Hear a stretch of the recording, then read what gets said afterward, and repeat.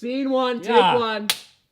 You know what, Brian? You don't have to get right into my shot, man. You don't have I'm to not Brian. Brian. Yeah? Hello and welcome again to The Bunny Perspective. It's Halloween time and most cool people like me watch a little musical we all love to mock. The Rocky Horror Picture Show. Rocky Horror is fun, funny, and has some really kick-ass tunes. This episode is not really about that badass musical, though. Now let's talk about Glee. I watch it. I know, but I'm feeling a little more confident about my singing voice. Now, that's not to say I like it. Far from it, in fact. I'm shocked its fans are still tuning in. This is the face of a guy who stepped in it. Not since Heroes have I seen a TV show get such a terrible second season. But that's not the only thing these two shows have in common. Misfits is better than both of them. But this episode of The Bunny Perspective is not really about Glee as a whole, but rather the worst episode of it, or possibly any other TV show ever. That's right, I'm talking about the Rocky Horror Glee Show episode that aired last year for their Halloween special, which is around the same time that my show began. Ah, memories. Play the song! All my friends are dead and they don't like me anymore. They moved along, they've changed, and now they find me quite a bore. Way back then it was okay to be a little weird, but all my friends are dead and some have even grown a beard. I have no idea what the fuck they were thinking about with this episode. It's the Rocky Horror Glee Show. The only thing this episode did right was its non-involvement of Kurt, easily the best character in the series. Kurt could play the role of Frankenfurter. No, there's no way I'm playing a transvestite in high heels. Literally everything else doesn't work.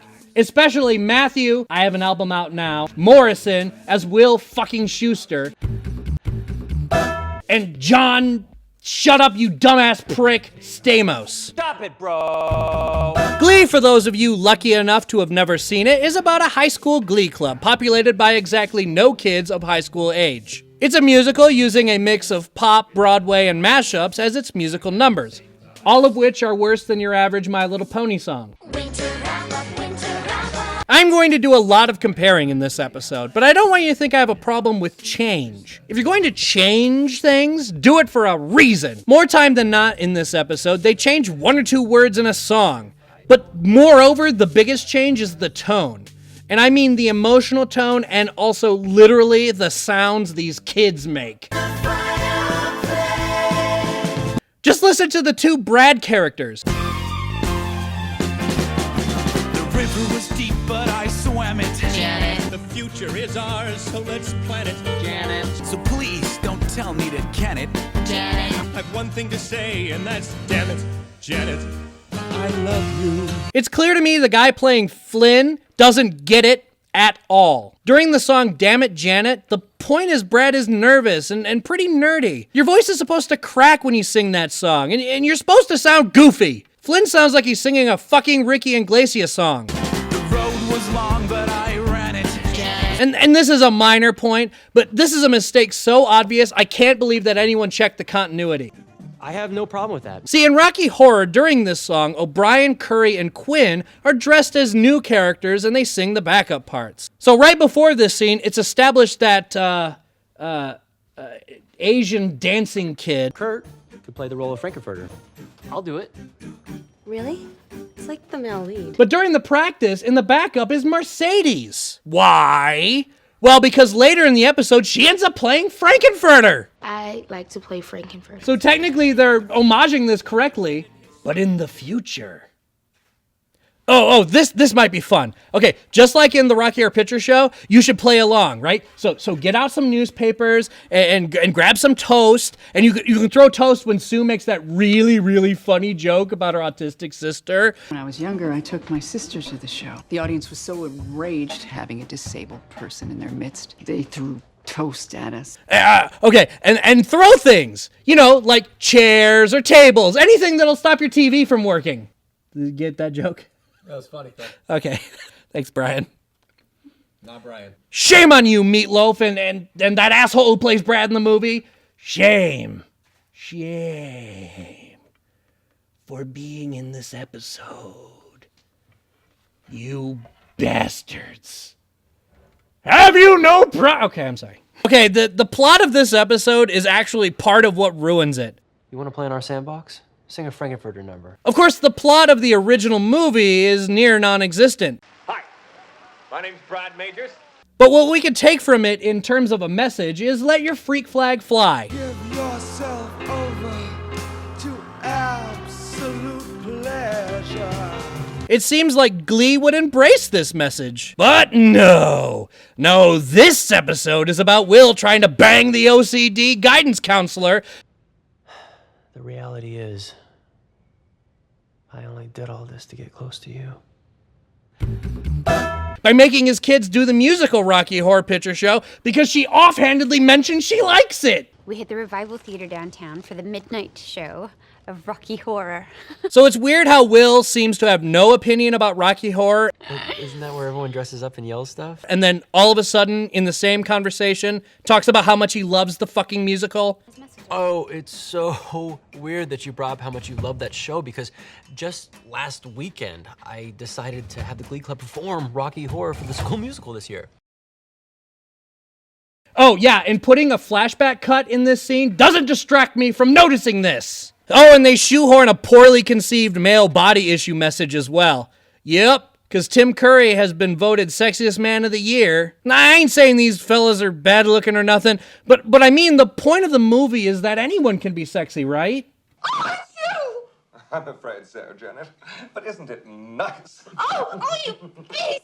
So it's really annoying to watch people who look perfectly fine or better than fine bitching about their body image. Damn those Cool Ranch Doritos. Hey, assholes! It's not clever doing a male body issues episode when none of the guys here are even unattractive. So let's go back to the beginning.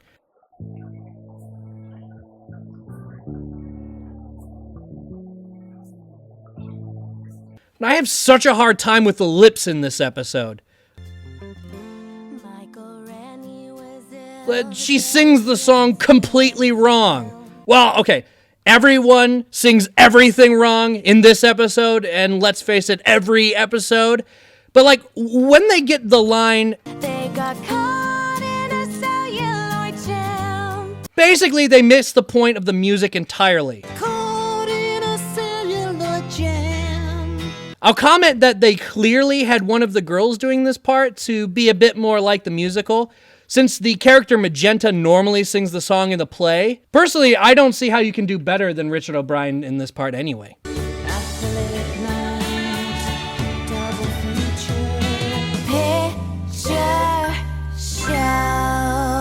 Oh, and they cut the song off early, so yay? Why is Artie wearing 2 pairs of glasses? I don't understand.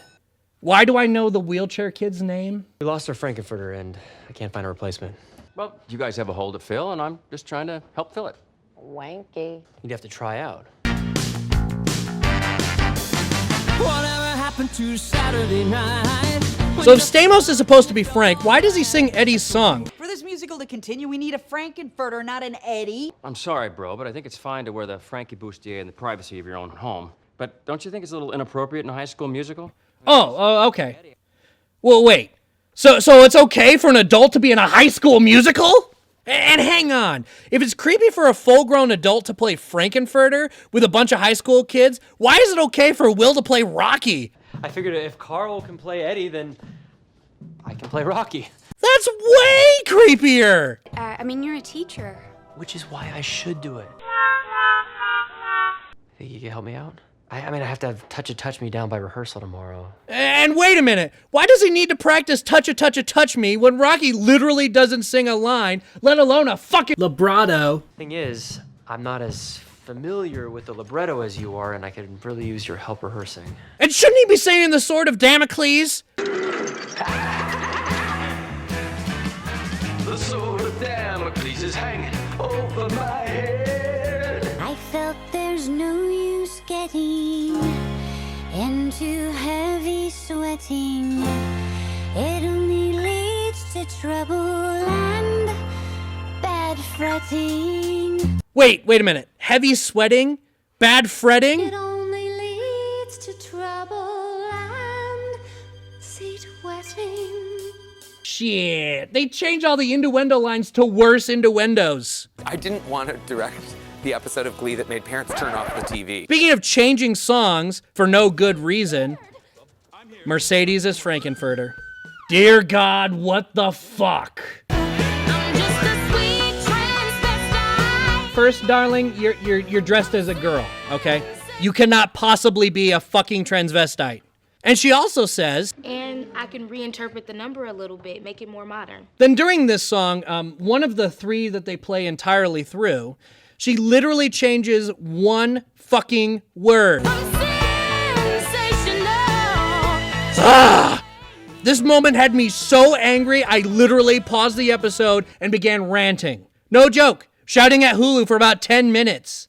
It went a little something like this. Why?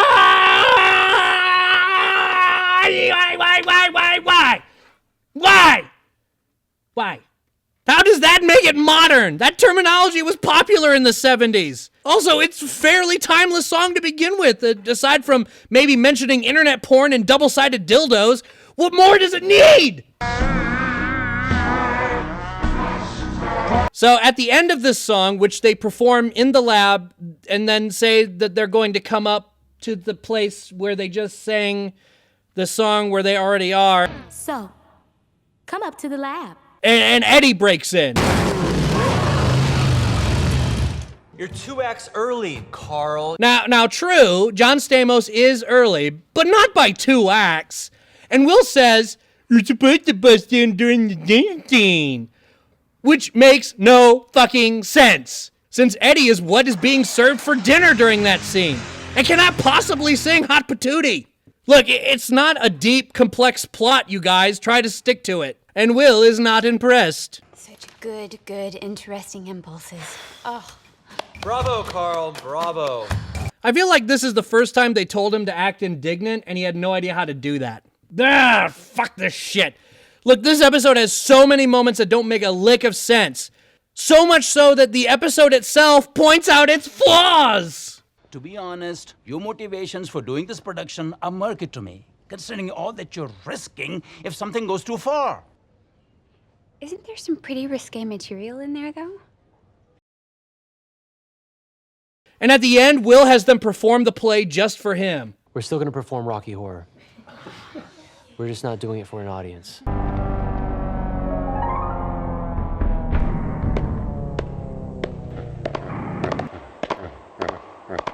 God, that's creepy. Look, minor point. If they're going to do the play, you know, for fun or whatever, why do they fuck up the time warp part so badly?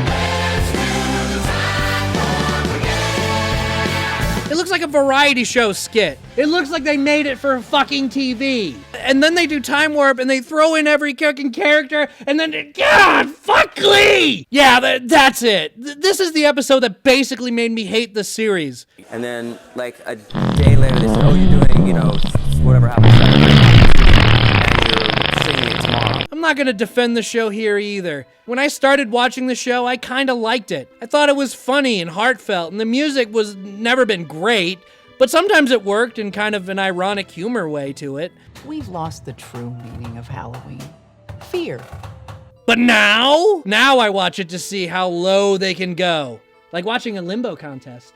Or Fox News. I'm not saying Rocky Horror is some sacred thing or nothing, and I'm not saying I don't like remakes or reimaginings, even if there are too damn many, but this is just a failure on all levels. Smart writing on their part to make it a real, like, I watched a few fan reviews, and they really gave this episode a glowing review. Don't believe them. This episode is even insulting to people who like the show. They make the characters, particularly Will, do some pretty god-awful things. These are really short, and I'm afraid I'm gonna show off some nuttage. Well, we'll take a note. We can't stop, guys. It's a dress rehearsal. Come on, keep going. When the thing ends, nothing changes. This was like an episode of Family Guy. Fuck you, Glee. Stop being shit. I see you shiver with anticipation. It's not easy having a good time. Even smiling makes my face ache.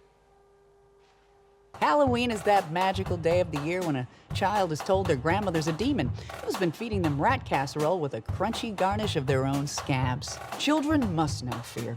Without it, they won't know how to behave. They'll try Frenching grizzly bears or consider living in Florida. The darkness must go. Broken clapboard clicky noise. Nice vest. Jeez. Say something funny for once. Wow, that's pretty mean, Brian. Not Brian.